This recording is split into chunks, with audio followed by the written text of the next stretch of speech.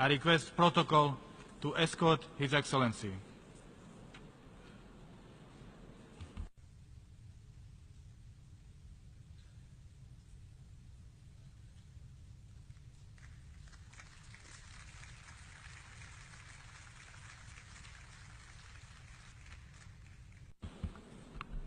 On behalf of the General Assembly, I have the honor to welcome to the United Nations His Excellency Muhammadu Buhari, President of the Federal Republic of Nigeria, and to invite him to address the Assembly.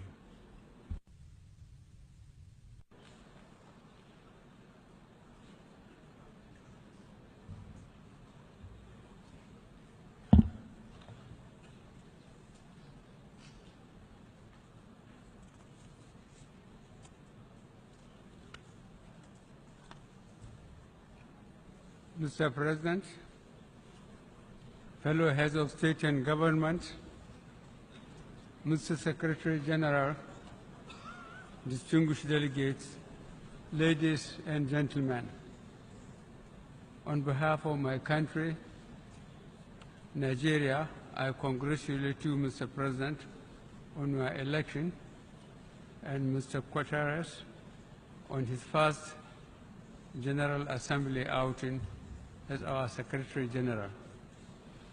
I assure you both of my country's solidarity and cooperation. You will indeed need the cooperation of all member states as we are meeting during extraordinary, troubled, and dangerous times. Let me also thank former Secretary General Mr. Ban Ki-moon for his service to the United Nations and wish him peaceful retirement. Mr. President, the previous year has witnessed many far-reaching developments. Some of the most significant events include the Iran nuclear deal, the Paris Climate Change Agreement, and of grave concern, the North Korean nuclear crisis. Mr. President, I must also commend the United Nations' role in helping to settle thousands of innocent civilians caught in the conflicts in Syria, Iraq, and Afghanistan. In particular, we must collectively thank the government of the Federal Republic of Germany under the commendable leadership of Chancellor Angela Merkel and the governments of Italy, Greece, and Turkey for assisting hundreds of thousands of refugees. In an exemplary show of solidarity, the international community came together within my own region to assist the countries and communities in the Sahel and the Lake Chad regions to contain the threat posed by Al-Qaeda and Boko Haram. We thank the Security Council for visiting the countries of Lake Chad Basin to assess the security situation and humanitarian needs, and for pledging assistance to rebuild lives and livelihoods.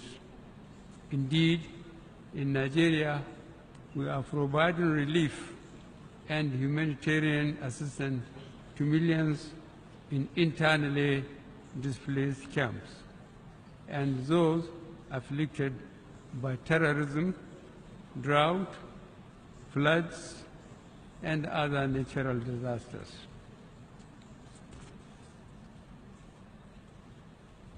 In the last year, the international community came together to focus on the need for gender equality, youth empowerment, social inclusion, and the promotion of education, creativity, and innovation.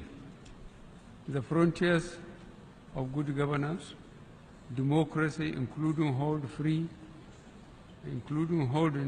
free and fair elections, and the enthronement of the rule of law are expanding everywhere, especially in Africa. our faith in democracy remains firm and unshaken. Our regional organization, ECOWAS, came together to uphold democratic principles in the Gambia as we had done previously in Côte d'Ivoire.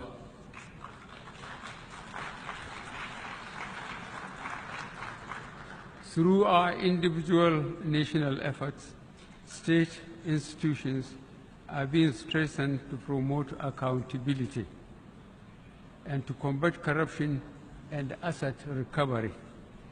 These can only be achieved through the international community cooperating and providing critical assistance and material support. We shall also cooperate in addressing the growing transnational crimes such as forced labor, modern-day slavery, human trafficking, and cyber crime. Mr. President, these cooperative efforts should be sustained. We must collectively devise strategies and mobilize the required responses to stop fleeing ISIS fighters from mutating and infiltrating into the Sahel and the Lake Chad Basin, where there are insufficient resources and the response capacity is weak. This will require strong United Nations cooperation with regional organizations such as the African Union in conflict prevention and management. The United Nations should continue to take primary leadership of the maintenance of international peace and security by providing in a predictable and sustainable manner adequate funding and other enablers to regional initiatives and peacekeeping operations authorized by the Security Council.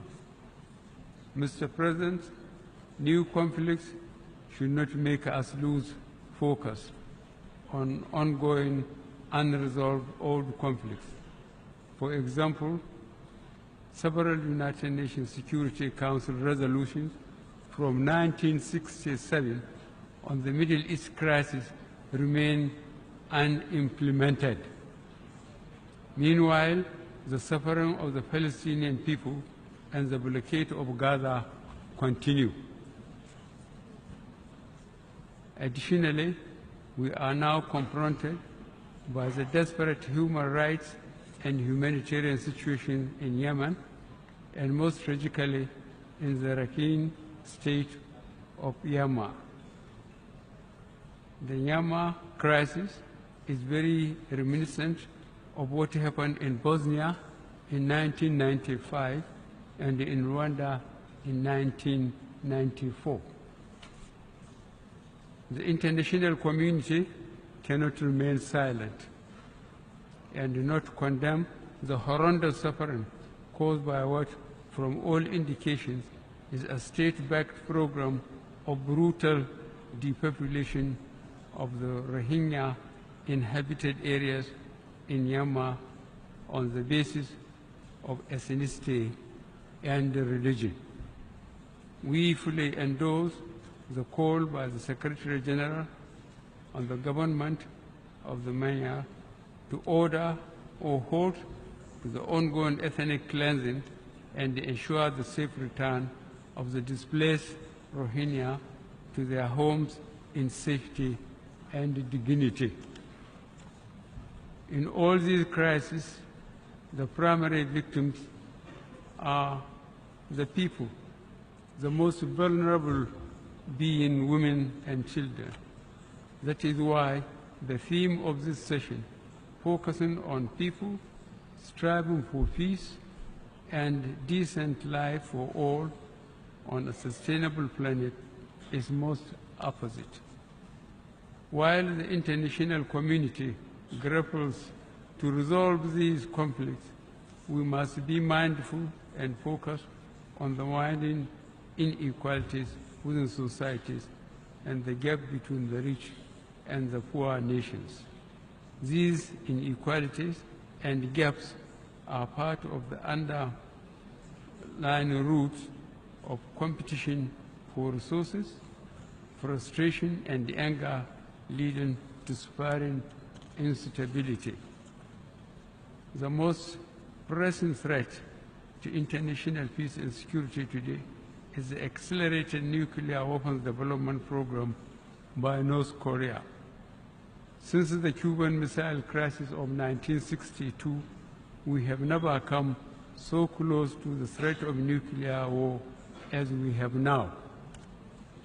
Mr. President, Nigeria proposes a strong United Nations delegation to urgently engage the North Korean leader. The delegation, led by the Security Council, should include members from all the regions. The crisis in the Korean Peninsula underscores the urgency for all member states, guided by the spirit of enthroning a safer and more peaceful world, to ratify without delay the treaty prohibiting nuclear weapons, which will be open for signature here tomorrow. Mr. President, I end my remarks by reiterating Nigeria's abiding commitment to the foundational principles and goals of the United Nations. Since our admission as a member state in 1960, we have always participated in all efforts to bring about global peace, security, and development. Nigeria will continue to support the United Nations in all its efforts, including the attainment of the 2030 Agenda for Sustainable Development. I thank you.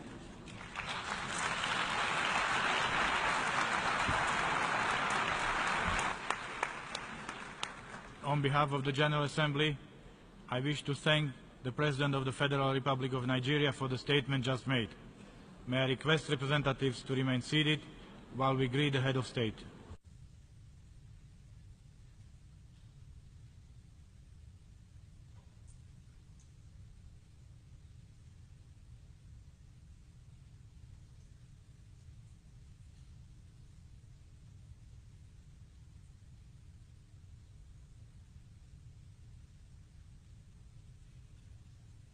We'll hear an address by His Excellency Miloš Zeman, President of the Czech Republic. I request protocol